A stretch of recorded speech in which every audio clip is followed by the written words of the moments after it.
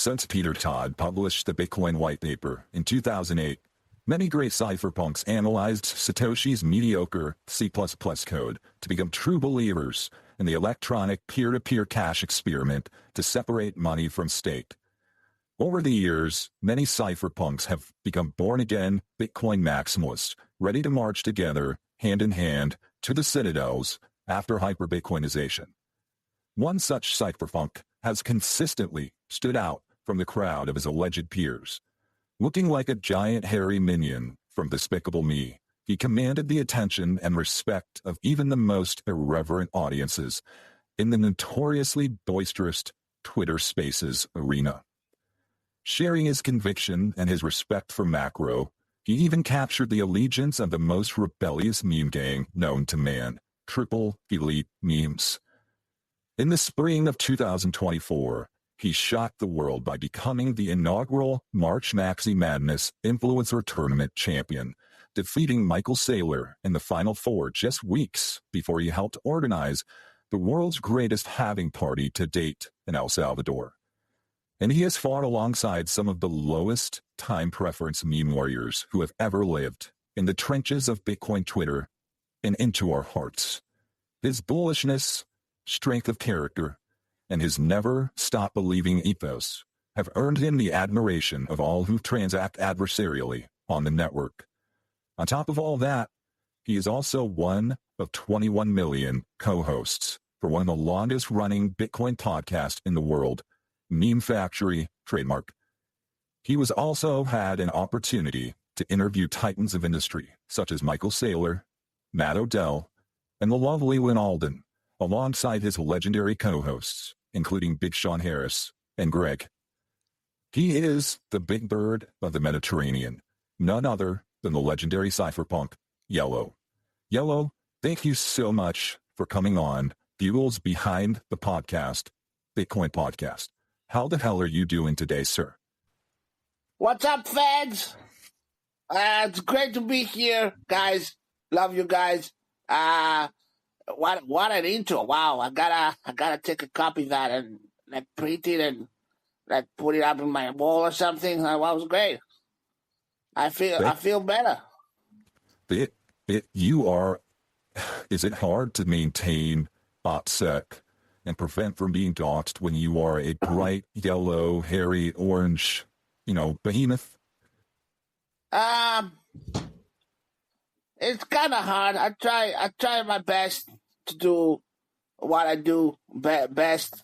As that was profound. God damn it. Anyway, I try my best. I don't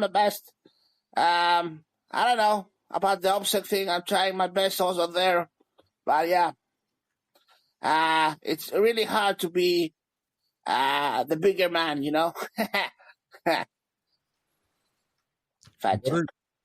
What are your thoughts on the recent price dip in Bitcoin? Is it shaken your confidence? The price has been dumped? I'm really, It is like 83 USDT right now. I don't know what that translates to in Europe. Price. Sorry, I'm going to interrupt you there, Rod. I don't watch USD. I only watch USD Tether. What's on Tether?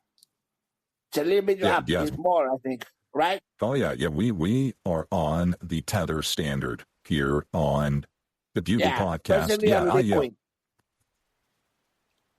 So me and the French guy from Bull Bitcoin love Tether on Liquid. Are you thinking that you're going to need to bring back your Twitter Spaces to bring the price back? I have a lot of pressure from players to do that. I have now an open agreement. I was backed on the corner from Bob from Stack Chainers. Bob, the guy that was collecting the mannequins, and he made me promise that if we reach 58K on the dump, I have to restart it every day until we reach 100K again. So that's a thing. And also, even if that happens, or if that happens also, I have to do something around DSP because I took a big break. I'm kind of bored now, so I have That was to restart it somehow. Maybe in a weekly phase or that was going something. to be my question. A few weeks ago, a month ago or so, it seemed like you were never going to have to do that Spaces again. It seemed like we were, the macro analyst told us after 100, in 106, that it was thin air and we were going to be ripping up 150, 200K. That did not happen. But you did have some time off. What have you been doing? How have you been spending your time? Have you been hitting the beach? Have you been trying to learn to make baklava so you can be as good as Mandrick? Like, what are you doing with your time off?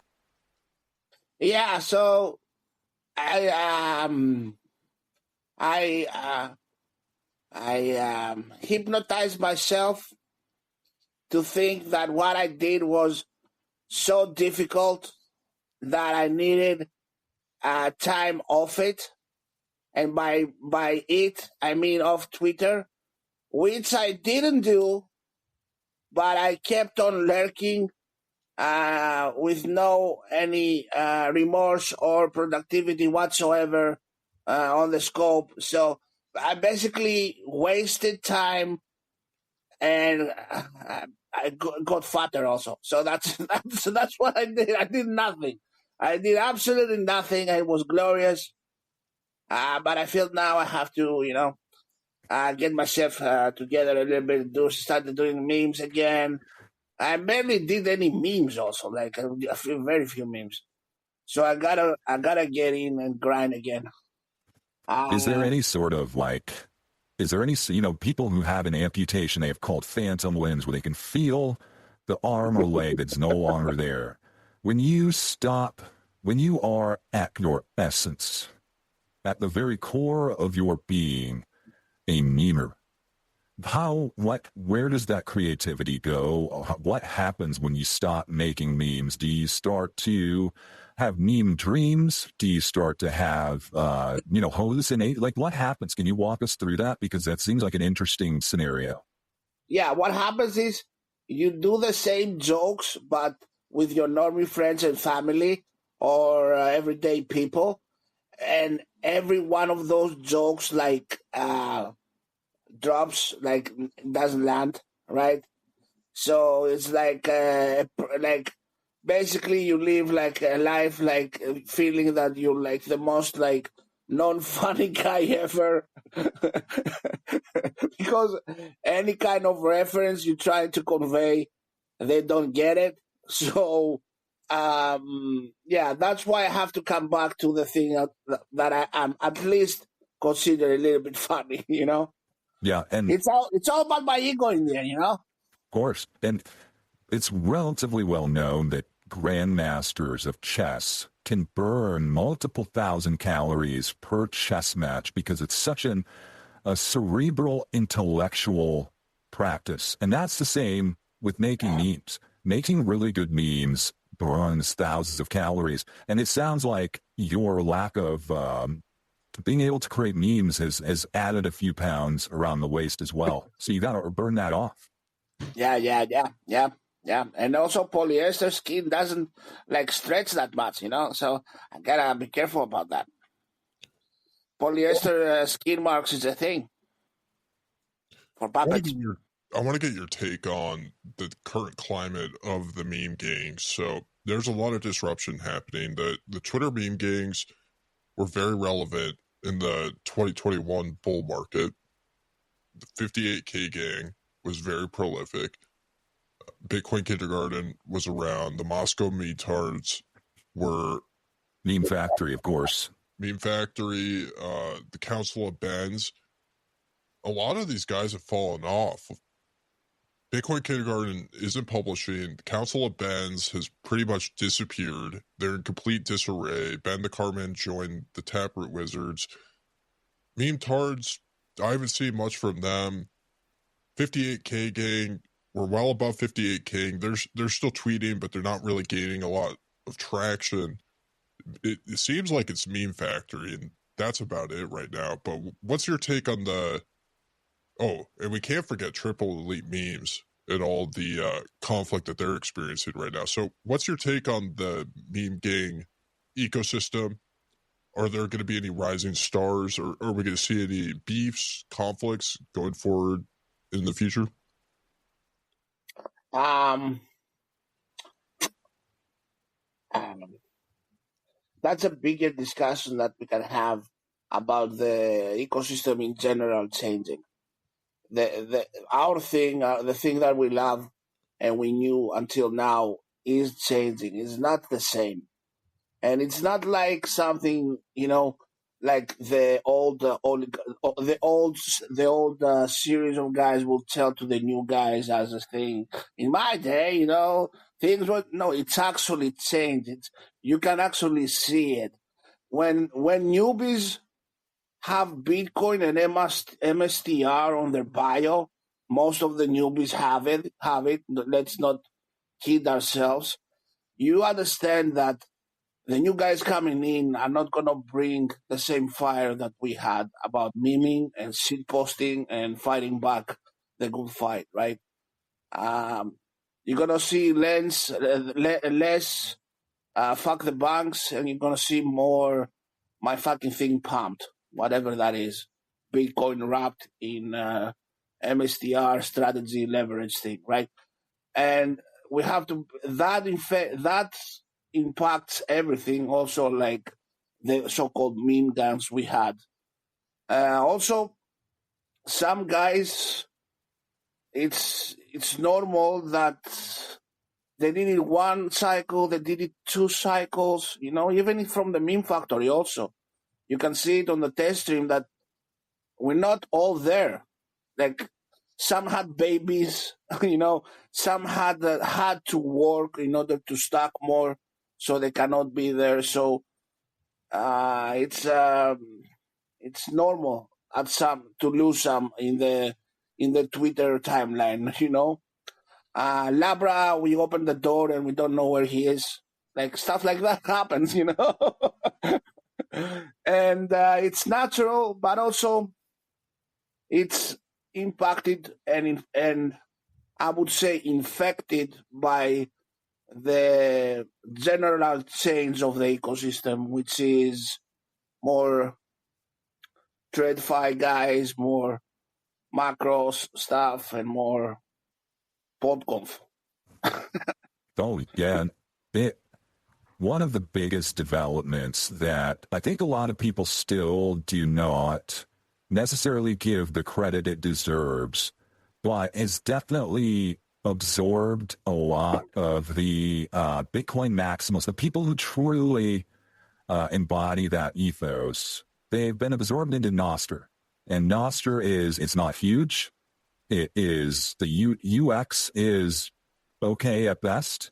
It's kind of hard to find people and to get your relays connected. But as we talked about many times on this podcast, the revolution will not have good user experience. And the most cypherpunk, tip of the spear Bitcoiners are going to the places where the user experience is the least evolved, the least pleasant. And Nostr has really taken that. So Bitcoin Twitter, if you want to still say that Bitcoin Twitter even exists, which is hard to say anymore, it's now mostly run by, Tether, the Liquid Tether Alliance, Fred Krueger, and people who they like to use Bitcoin as a way to elevate their platform, but they pump and dump meme coins onto their noob followers almost very quickly, and it's very difficult to create a good strength, a good adhesive community when everybody is pumping and dumping each other.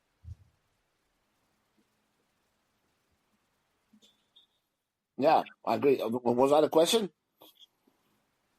I guess my question would be, how much have you been involved in Nostr, and are you able to overcome the bad user experience?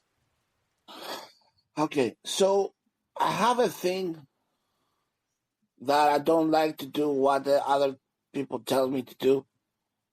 And I also double down on that feeling that when you tell me what to do and start to nudge me at some certain direction, I think that I do the opposite. I know it's not very productive. It's kind of destructive most of the times, but at least it's funny. It produces like laughter, so that's a win. So on Naster, I tried many times to push myself to go on Naster and really stay on Naster, but I don't wanna. I don't wanna just be on there. To me, it's more funny for me to start like fucking memeing and shit posting.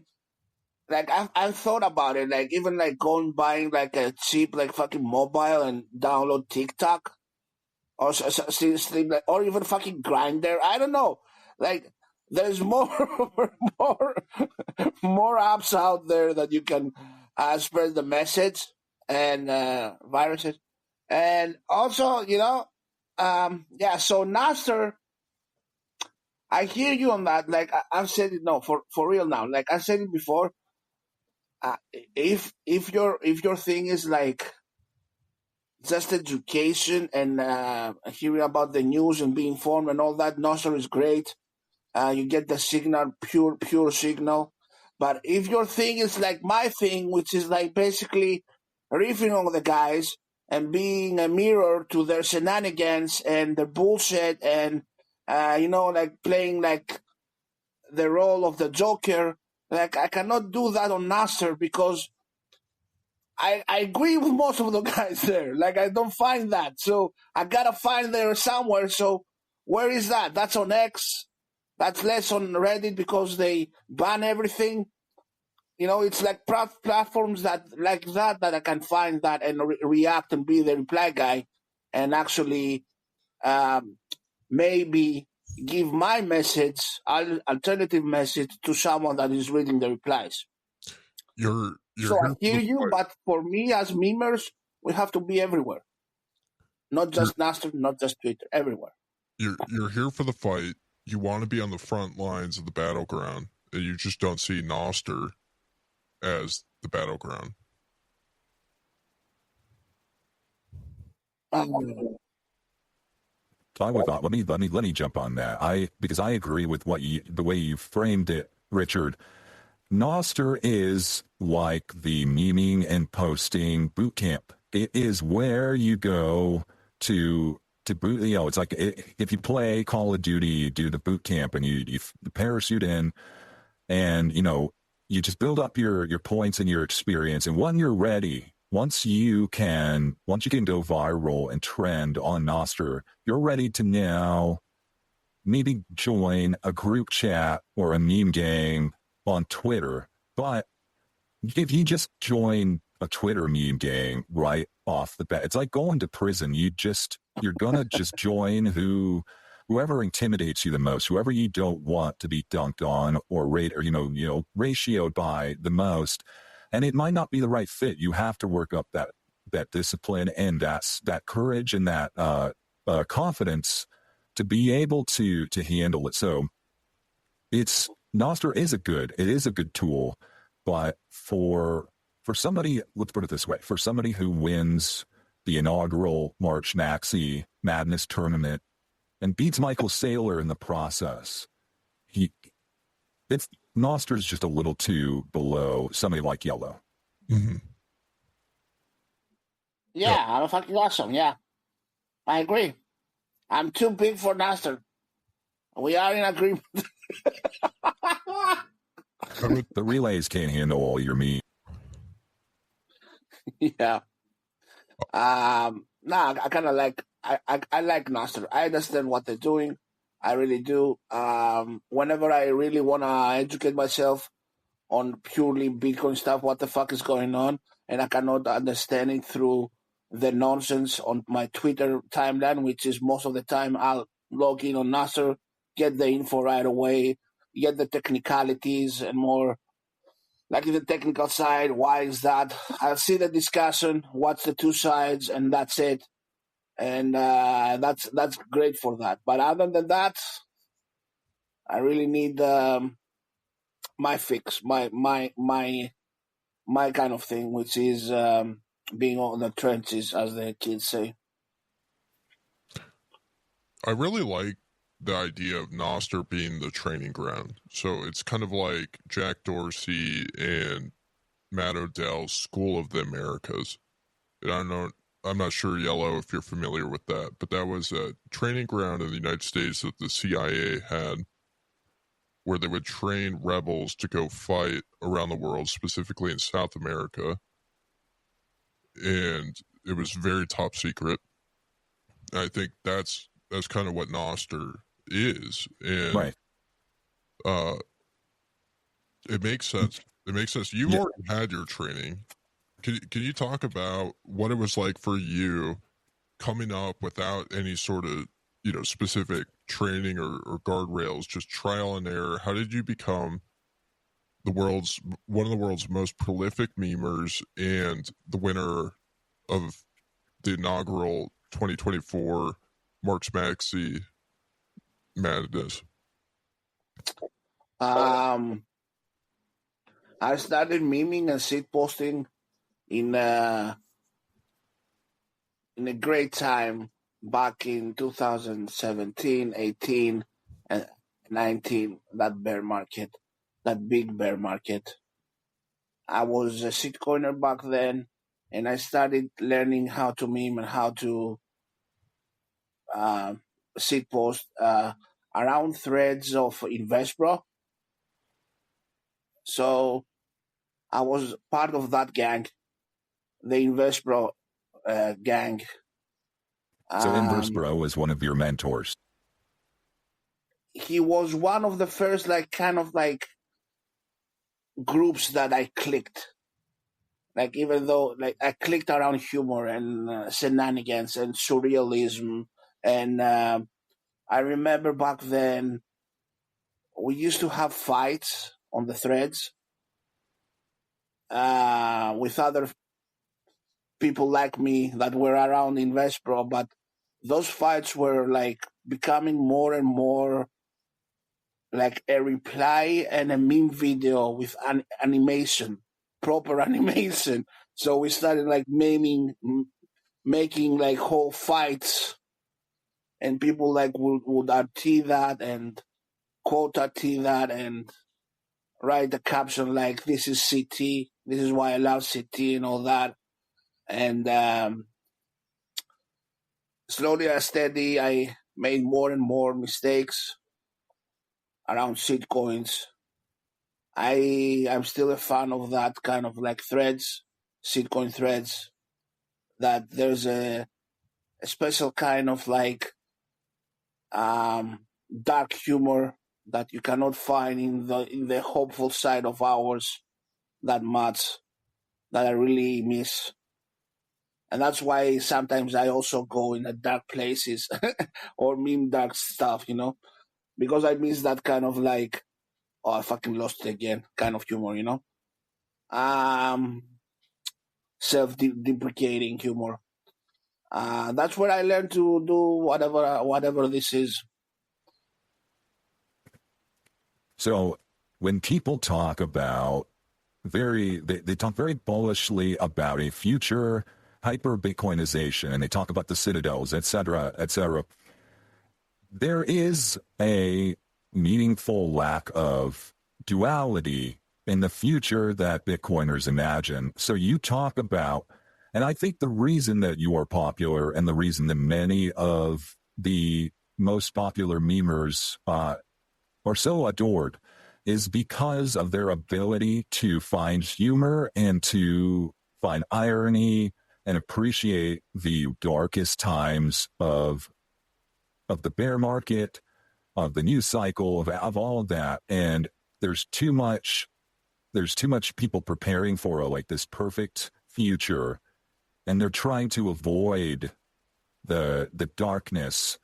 What aspect would you say of Bitcoin the community, other than like that darkness, or maybe you can elaborate on it, do you think is missing? Because it seems like you miss some of the camaraderie of the shitcoin world, and like being all together and losing your life savings or whatever. Is that a fair assessment? Do you kind of think that there's just a little too much joy, or a little too much forced optimism in the Bitcoin side?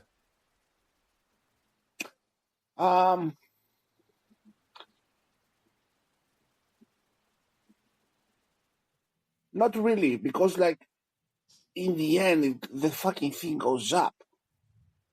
So in the end, hope prevails. Like at least in the fourth cycle I'm in, right?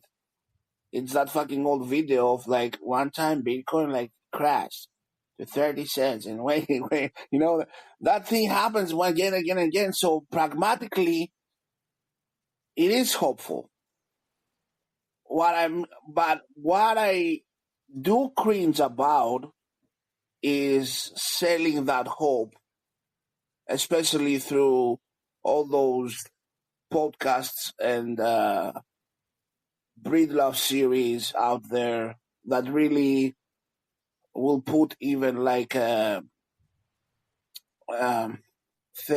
like godlike religious kind of like quotation without being funny, obviously, and they'll be serious about it. Like, right, they will have that.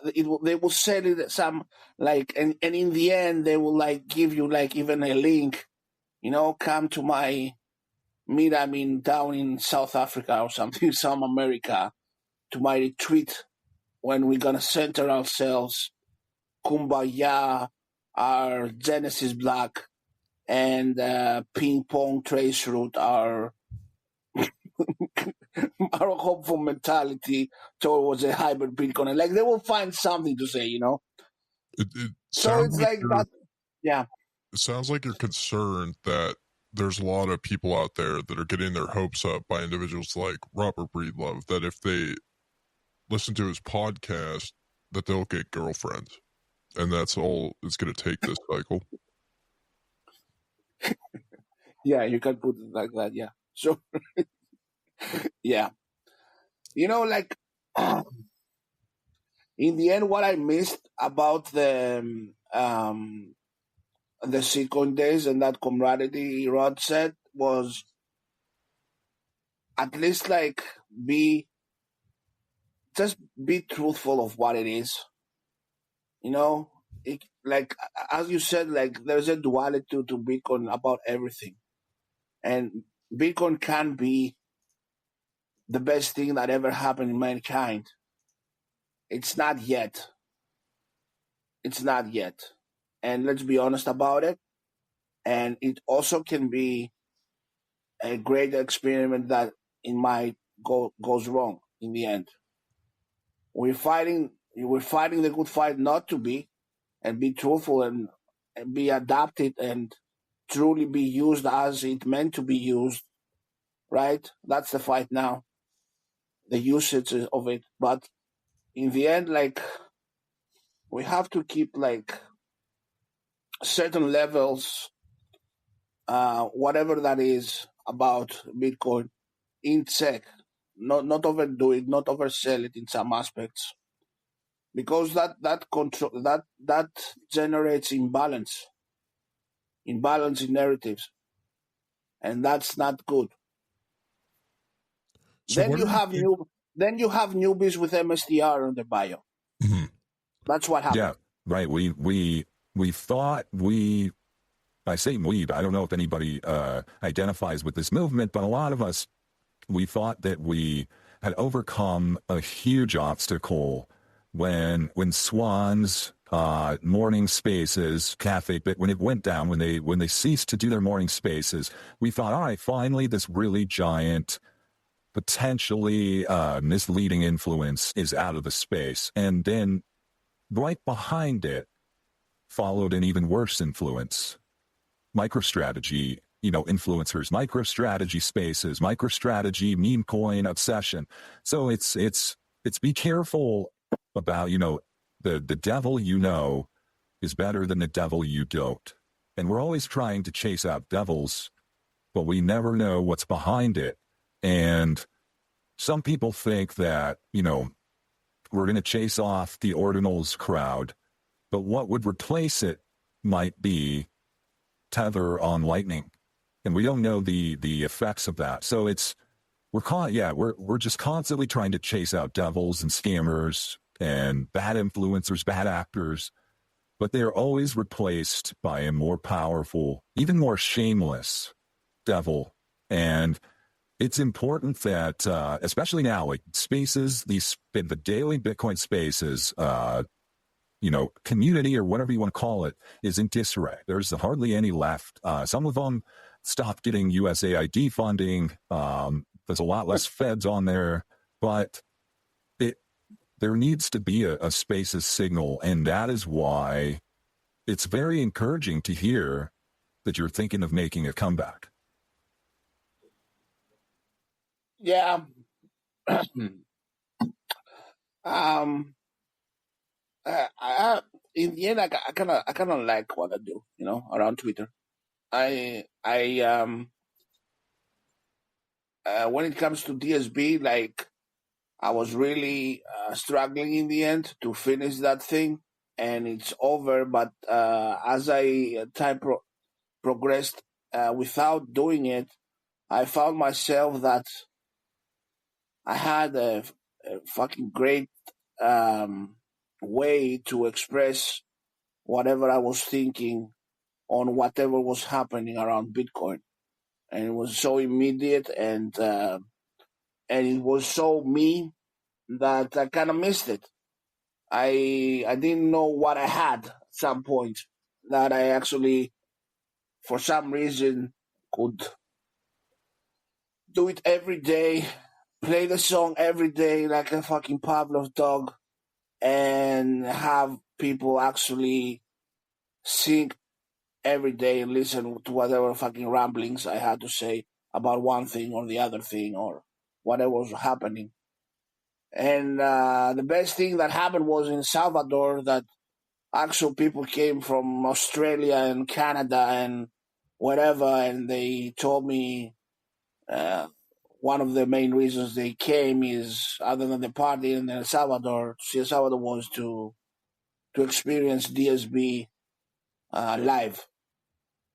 We did that live. Like, it's so fucking, it's such a niche Bitcoin, internet, Twitter kind of thing, which is like, it's surreal. It's like, it's so, like, you cannot actually pinpoint why it was what it was. Yeah. And at some aspect, it has to come back, because that's good to me too. Yeah, I think that moment in El Salvador will be written about in history books. Like, when you think of American history, there are moments like the Battle of Bunker Hill, where one of the officers told his men to wait to shoot until they see the whites of his eyes. And the Don't Stop Believing live event in El Salvador, the Halving Party, was really a shot across the bow to the fiat bakers, to the politicians that want to restrict people's ability to transact adversarially. It was one of those moments that was really special, and I think the burden falls onto us to make sure moments like that are included in the history books, as Bitcoin podcasters, as the winners, as the ones writing the history. But even though Bitcoin has already won, there's still kind of a battle over determining what goes in the history books. And we want to make sure that events like that aren't overshadowed by things like Michael Saylor's Bitcoin for Corporations event. Because I think there's going to be a lot of people that are going to attempt to rewrite history in a way that doesn't really validate the role that memers have played in shaping history. I'm curious What do you think the best strategy is to deter? Like, do we need to make an alliance with the Jews who write all the history books, or do we just need to podcast more? Like, how do we ensure things like that are taught to children in the future? Ah, it's a good question. Good question. It's like a kind of like uh maybe a denial of service kind of attack on some kind of like centralized server. I, Uh, I think like the Like answer, Nostr and its relays can help out there. I bet Mm-hmm. somehow. I Like think the answer is, Jack Dorsey should have some kind of connections around that for sure. I think the answer is once you're ready, once you are able to be that, really, it's like people who do a duel in like the old Western American movies, and they pull their gun out and they fire their 6-shooter, and you become that as a memer when somebody throws a scenario or a dunk on you, and you can turn it right back around and ratio them. I think the answer is metaphorically we stand outside of, in 2020, right when this huge onboarding of new Bitcoiners came on during COVID and the Bitcoin podcast explosion. They waited outside, so to speak, like the Pop podcast, waiting room, or the Breed Love podcast. And all the people that came flooding out of there, sharing the pop memes and the Breed Love memes, and we just started memeing back at them and making them self-reflect about how foolish and ridiculous they looked. And I think continuing to stand outside those institutions of fiat control that are trying to dominate the Bitcoin narrative and standing outside there, and when they walk out confident that they're conquering the world, you just drop a meme on them that ends their whole career. Yeah, I was for some reason the other day I was thinking that it would be great if I was doxxed because then I could do content that I can't do now. One of the content I really want to recreate is the Carpelis Where Is My Money scene from Mount Gox days, but I want to do it outside MicroStrategy's headquarters. So I think that would be extremely funny. Like have a guy with a sign, "Sailor, where is my money?" with red paint on a white board, and I pretend to be Fat Sailor with an umbrella and a coffee, trying to get inside the office, and the guy won't let me. And I'm like, so yeah, maybe we need like that kind of like a big meme to. I've been told one of the best ways to infiltrate MicroStrategy is through grinder profiles. Actually, Okay. yeah, I'll talk to Labra. He's an expert on that. I've talked to many Bitcoin podcasters that have had Michael Saylor on, and they've almost universally told me that he doesn't respond to Twitter DMs or emails or things like that, but he does respond to you when you match with him on Grindr, and that's the best way to get him on your podcast. I used to get responses, and lately, like 2 years now, the best thing I got was like a thumbs up on a comment I did on a DM. But like, yeah, I understand because like, I crashed his party, 100K party. I crashed it. He threw me out. I don't know if you guys saw that. Yeah, threw me out. Yeah, tell us. I documented everything on a series of quotes. I jumped the fence. I saw what was happening around. I took pictures and made tweets about it. I left my gum inside one of his that sips he had on the background. That sip he has, the wooden one. My gum is like inside captain's quarters. Yeah, and in the end he got me, and I have a video of him throwing me out. I didn't even got like a Red Bull vodka that I asked. That's what I wanted, and yeah, he threw me out in the end. And That's but crazy because he came on your yeah, podcast. You hosted him. You were a gracious host when he yeah, came on the Meme Factory, and he turns around once he gets so big that he doesn't need the support of Bitcoin podcasters anymore. He just tosses you out of the party. That's you hate to see that. yeah. Oh, now he's like, oh, you're the guys that created laser eyes. Yeah, that's mine now. I don't need you guys. That's mine. You know, and it's sad. Well, that puts you in the company of some pretty elite Bitcoiners. So I don't know if you do this, but Dennis Porter got thrown out of the last Bitcoin Magazine conference. I'm curious. So I'm shocked for two reasons. I wonder if there's a bit of jealousy here that Saylor was upset that you beat him in the tournament last year, if that was part of the motivation of throwing you out. I'm surprised you weren't invited in the first place and that you had to sneak in. What do you think? Yeah, tell us about that interaction. What was the exchange? What did it look like? Was there any regulatory clarity offered on his reasoning for tossing you or not inviting you? Yeah, I think you're onto something because as he was throwing me out, he started shouting stuff like, "Get out of here, you smelly cat, yellow cat. We don't like. I'm a dog person." Stuff like that, and I was like, "What is he on about?" And I remember in the tournament we did, and I won.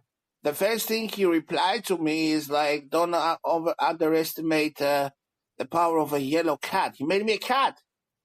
I wasn't a cat before, so now I'm to everyone on his army. I'm a fucking cat for some reason, you know. I'm a puppet. I'm not a cat. I don't identify as a cat, but now Well, all those guys, their reality is that I'm a cat. yeah, I think So it's I think it started there, the feud. You yeah, might be right. I think that's code. I think Sailor just doesn't like pussy, and so he. But I have to get out of here pretty soon. So Richard and you are gonna close this one out.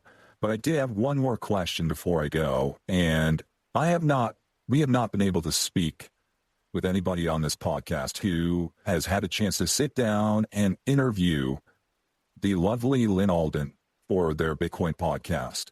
And I'm just curious, what was that experience like, and what was the glow that you felt afterwards, and just being able to just sit there and podcast with the greatest, hottest macro influencer, in my opinion, that's ever lived. Can you recount that? Like, how was that experience for you?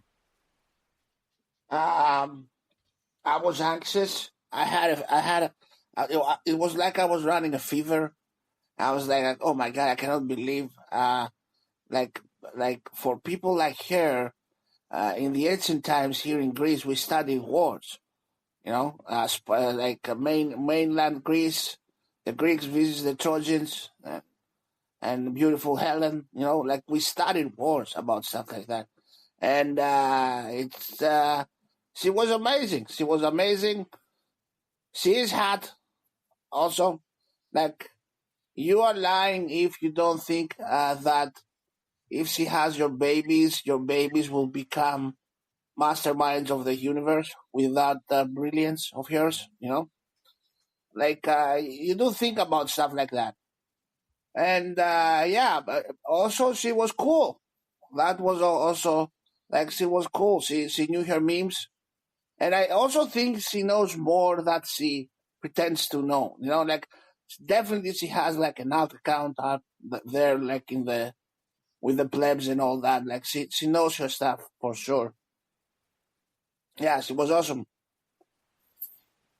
She could Awesome. be secretly a memer. Yeah.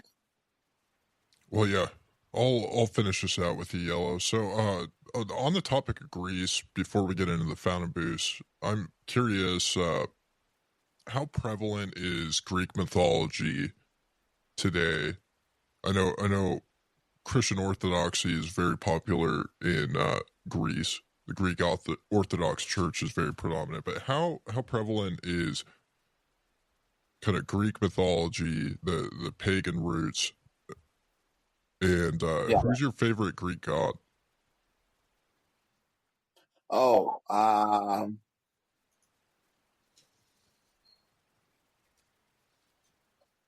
favorite Greek god. I kind of like Apollo for some reason. Apollo like was my thing.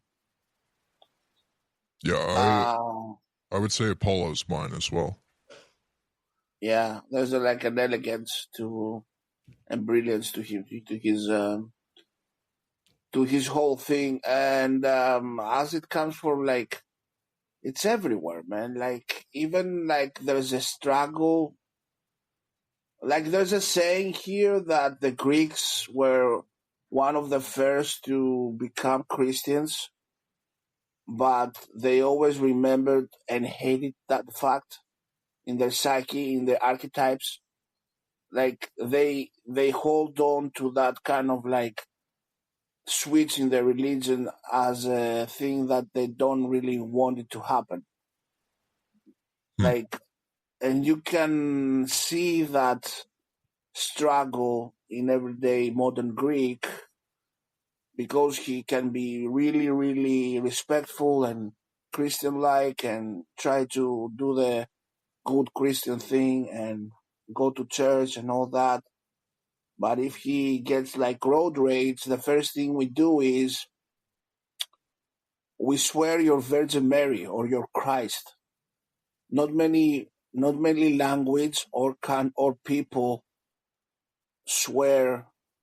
We have a swear in Greece that actually translated to fuck your Virgin Mary or fuck your Christ. So and we say that like fucking nothing, like it's like a lot of people it's like that the first thing that they will do, and some people say and argue that it's because like we did become Christians, but like in our in our genes, we're still based on the ancient Greek world, which it was what it was, right? And you cannot argue with that also because like it's everywhere. Like wherever you look, you're gonna find a church and an ancient temple, and most of the times the church, the Orthodox church, is built on top of the ancient temple. It's built with the marbles. You can actually see that, like in the foundation, they took the ancient marbles of the ancient Poseidon temple, let's say, and they built the church of like whatever saint it is, like so it's like a continuation. It was a struggle. I don't know. It's everywhere, I would say. The ancient Greece is like everywhere here. Like you can find it, even though many people want to deny that. It's everywhere. Yeah, I found that to be the case in a lot of cultures around the world. So up in certain parts of Europe, Nordic mythology is still very prevalent, and it's kind of morphed with Christianity, which is generally the predominant religion. I would say the same for South America.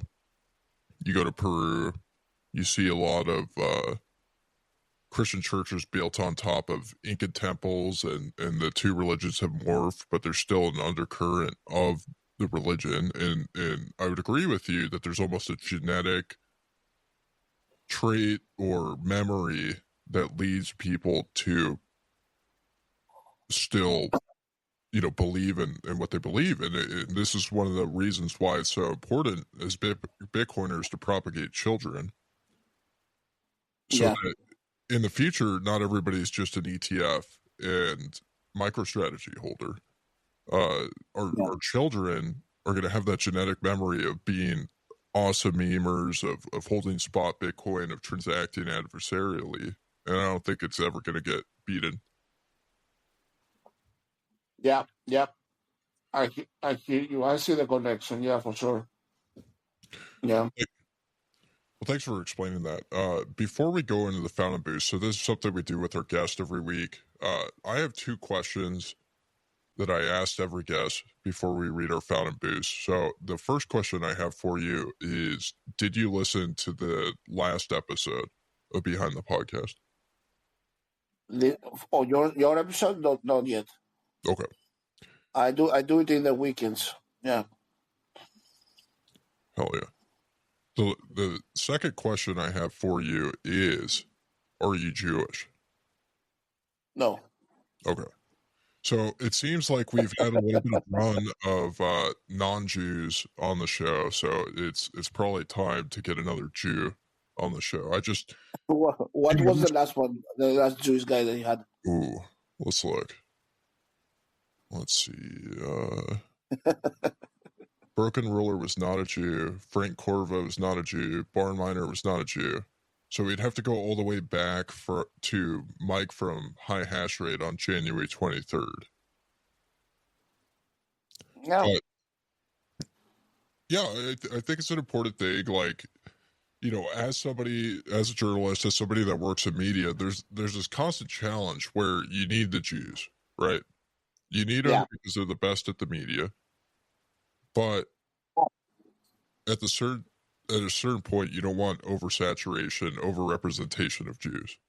So it's kind of, I wouldn't quite I'm against DEI, and one of the reasons why I'm against DEI is we've seen it have catastrophic impacts in Hollywood. We've seen, since they started trying to take the Jews out of Hollywood, it's just a train wreck. So we know we can't get rid of them. We have to learn how to live with them.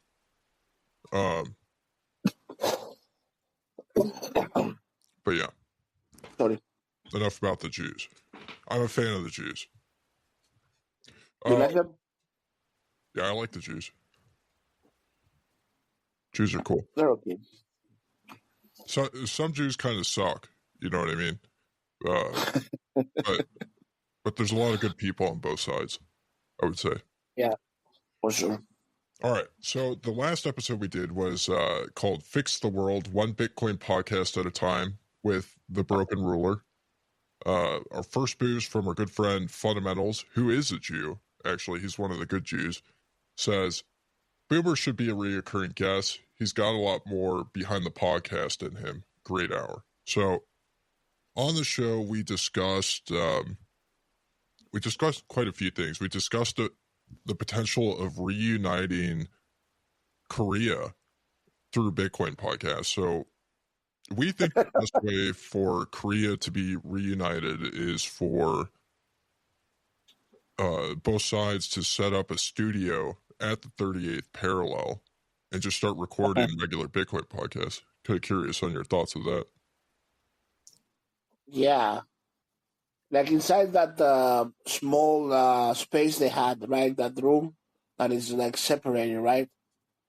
Yep. Or do you think a podcast with a more like outside vibe, like nature vibe, like the part where Trump asked Kim Yoon if it's okay to step in? You remember that? He's like, yeah, please come in. Like maybe there, that would be a great place. I think one of the dangers of doing the podcast outdoors. So North Korea has this problem, right, where their population's so orange-pilled. And at a certain point, when you're orange-pilled, you want to go and teach other people about Bitcoin. So they want to escape into China. They want to escape into South Korea. They know South Korea doesn't have as good Bitcoin podcasts. And North Korea and the Kim dynasty has taken the stance that they want a head start, right? They've been a first mover on having a nation state strategic reserve. They were the first country in the world to do it. Oh, yeah. They don't want their population getting out and teaching the rest of the world about Bitcoin before they can get to the point where they amass enough Bitcoin. So I think it'd be distracting to have a podcast outdoors where they're shooting their citizens trying to go orange pill the rest of the world. Yeah. I think, I don't know if you know this, but Kim is doing the reverse Bukele right now. Have you heard about this? You know about this? Well, explain Where, what you mean. Yeah. yeah, so Kim is doing the reverse Bukele where basically the whole country is like Bukele's like prisons, Chinese funded prisons, right? And he makes enclosed camp like prison like areas inside the country where you can like have a normal like all Bitcoin Western kind of life. You know, it's like a reverse thing. Mm-hmm. I don't know. And he's trying to like try to market it somehow because it's pretty easy to say, you know, come to my country, like look at this and that and this and the sea and all that. Bitcoin will go for that, like everyone will go for that, but like it's another thing to say, like, okay, don't look outside, don't look here or that, just go to that facility and have fun inside in a closed space, you know. You sell it. It's like saying, come to my country and I'll enclose you in like a kind of like Bitcoin water world, you know. How do you sell that? It's a kind of difficult. Yep. I think the rest of the world is just not ready for that Juche Citadel lifestyle that North Korea offers. So on the topic of Bukele, you were part of a prolific meme gang. When you threw the 100K party, were you afraid of potentially getting thrown in prison for your affiliation with Meme Factory? The Harvey party, yeah. It was one of my best landing jokes that I did when I did DSB Live. The one was Max Kaiser and Stacey Herbert was on, and they were off the stage, and I take the mic and I say, Max Kaiser, everybody, he did this and that. How great of a guy. Thanks, Max, for opening up for me. that landed a few laughs.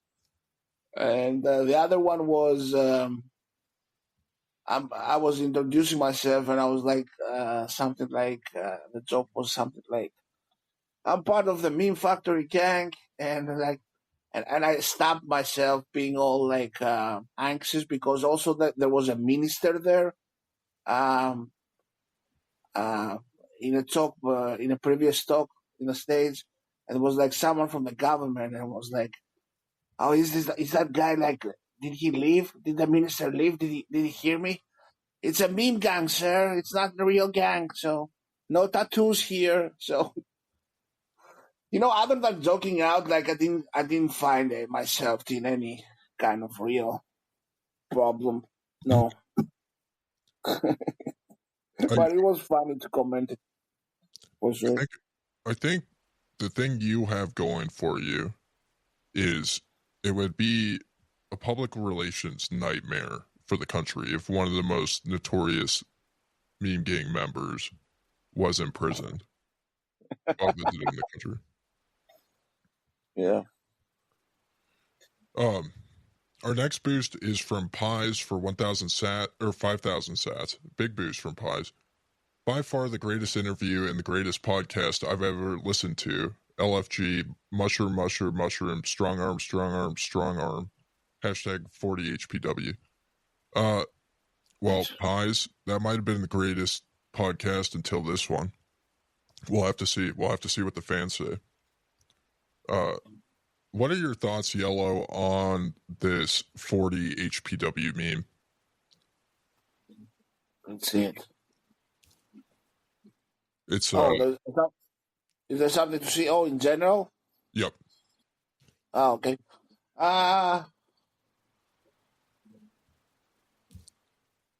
It's okay. I don't know. I haven't actually, as I said to you guys, I have to get back to memeing. I haven't been actually memeing that a lot lately. Me getting fatter all the time, you know. We've I need a break. you need a vacation. You're kind of on sabbatical right now, so it sounds like you're Yeah, not kind listening. of. I'm in hiatus. Yeah. Mhm. You did about 8 years straight of 40 hours of Bitcoin podcasts a week, and now you're giving your ears a little bit of a break. You got some cauliflower on your ears. You want some time Yeah. without your headphones on your head. True. True. I also have to. I don't know what's your guys' deal is like. I know you joke around like about the podcast and all that and sponsors and all that, but like I feel like you put a lot of work to your stuff, and that makes me think that you love your stuff, doing your stuff, your content. So that makes me think that you're serious enough for it, even though you're joking around it. I get it, but I'm similar to that, and I wanna take my thing to the next level. I have few ideas with Craig, like a new series with Craig. It's not a podcast, something completely different. But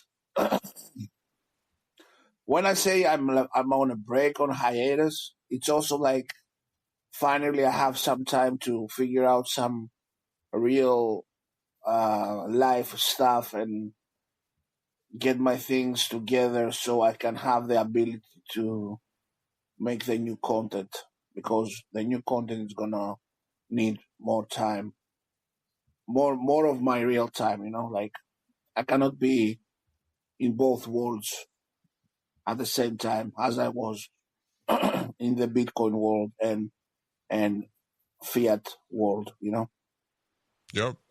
You're an artist. You're at not some point you gotta choose. when You gotta when do you're an the artist, you need time to recharge. You can't just mass produce content at a high level. Is what it sounds like. yeah, and also shout out to the newbies.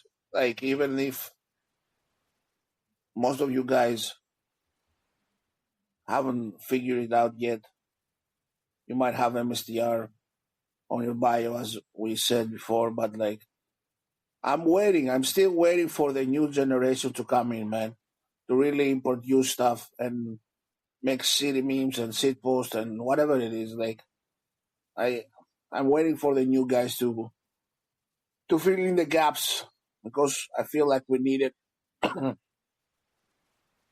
We need a new generation of meme gangs to come to the surface and pick up the rifles of those who laid theirs down. Yeah. Well, let me blast through the rest of these boosts. Run Dance Bitcoin 3000 Sats says this NPR segment is incredible. I never thought I would care so much about baking vegan cookies. Cookie wink wink. Interesting. I'll have to go back and listen to the NPR segment. I actually can't remember what it was. Pies again, 420 Sats, LFG, hashtag 40 HPW. Pies again, 420 Sats, hashtag HPW, 40 HPW. Pink Monkey looks like there was a double boost on accident. Says you either die a podcaster or live long enough to become a YouTuber. We'll see if that changes here pretty soon. I know Rumble is rolling full steam ahead. They're ahead of YouTube. They've integrated USDT into their platform. So maybe it would be better said you either die a podcaster or live long enough to become a Rumbler. Boomer 100 sat, or sorry, this is Business Cat 100 sats. good friend Business Cat, host of the, why am I blanking on the name of it? It's Rock Paper Bitcoin.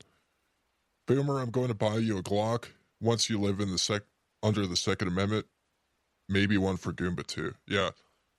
This is an interesting topic. So Canada is looking to become America's 51st state, and they're going to get their gun rights back. So there's kind of a question of whether American Bitcoiners should be saving up to give all of our friends up north in the global north firearms. Sure. Yeah. That's a plus. So what's the status of firearms in Greece? You gotta have a permit. You gotta have like a shotgun type of like gun, which is for hunting. Like basically, you can have a gun pretty easily, like with a hunting license, and those licenses are like provided pretty easily. But also, you can have like a proper like Beretta or a Glock with a license again, which takes a little bit more time. But if you have the right connections, you can have that also. Of course, you're not allowed to open like carry like the public like that. Like you have to have it like inside a box and all that. But you can have your gun. Other than that, if you're from Crete, it's that big island in the south of Greece, which is pretty autonomous. It's big enough to be a self-sustained island, and the Cretans are considered like great warriors, always were from ancient times. Those guys there still have the ethic like framework of the vendetta. That's how it's called, vendetta, which means basically an eye for an eye. A guy might kill another guy in the street if he finds out that that guy is from a family and 2 generations back that family did something bad to his family. So that burden of like retaliation carries on to the next generation. It's called vendetta. Like one of the few areas that have that kind of thing is like Crete and South Italy, Sicily. And those guys are full with guns. Like those guys, like you go to like they're everywhere. Mm-hmm. They're everywhere, and nobody can do anything about it because if you saw like Hodronot tweets on the summer that he went to Crete, I told him, as much higher you go up the mountain, the signs in the road signs become more and more with more bullets in the road signs because everyone uses it for target practice. Like as much as you go to the touristy areas, less bullets in the road signs. So don't yeah. We do that in the United States too, actually. Huh? Well, we use speed limit signs for target practice. You know, you're driving down the road late at night on the highway, you're drunk. Yeah. If you can drive drunk safely and hit a speed limit sign going 120 miles an hour down the highway, you're going to be pretty proficient when it comes to your self-defense, essentially. Like, you know, you're fed.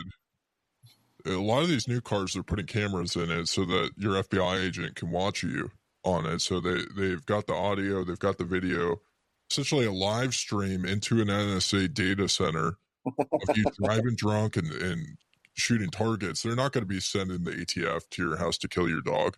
You know what I mean? Yeah.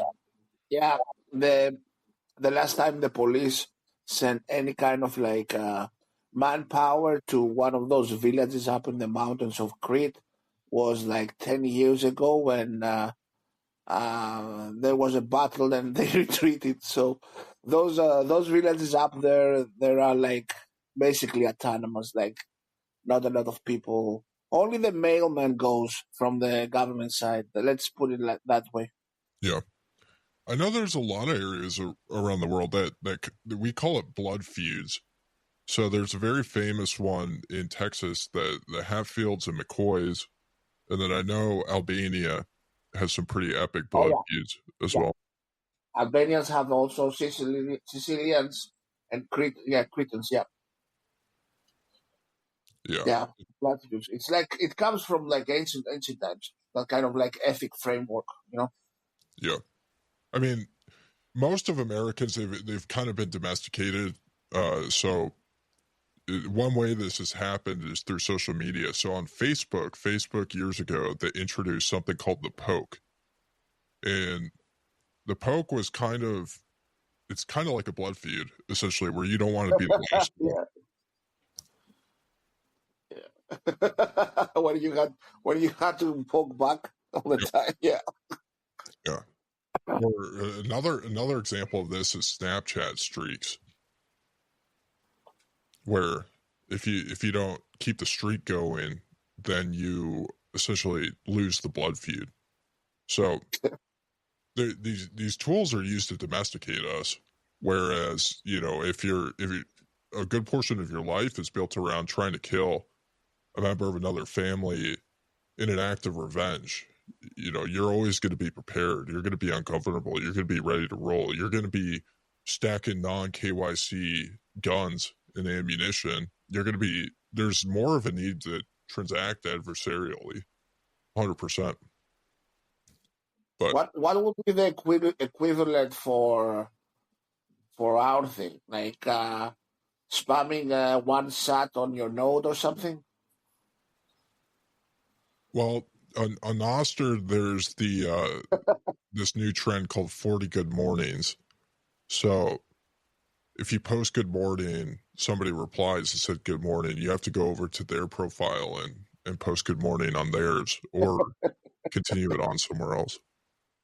So in the end of the day, there's like a whole fucking miracle tree of like combinations of good mornings. Yeah, I see. There's probably hundreds of thousands of good mornings every day on Nostr. It's incredible. It's 60% of the volume. Yeah. Well, the last two boosts I have for the show, BTC on board, 200 sats, fire, lightning. Thank you, BTC on board. And then Anonymous for 100 sats says, I am currently in labor, and even I have to go get my podcast hours in. Well, hell yeah. Congratulations. Keep on having kids. I mean, I can't think of like anything more special for your child, bringing them into this world, than you listening to a Bitcoin podcast and them getting to experience that as they're in their first moments alive outside of the womb. Hell yeah. You make fucking chads like Becca's Luca. That kind of child. Winners. 100%. Well, Yellow, before we stop recording, you got any closing thoughts, anything you want to share with our audience? Sounds like you got some big things on the horizon that you sort of made an announcement of an announcement, it seems like, on the show. Breaking news. Yeah.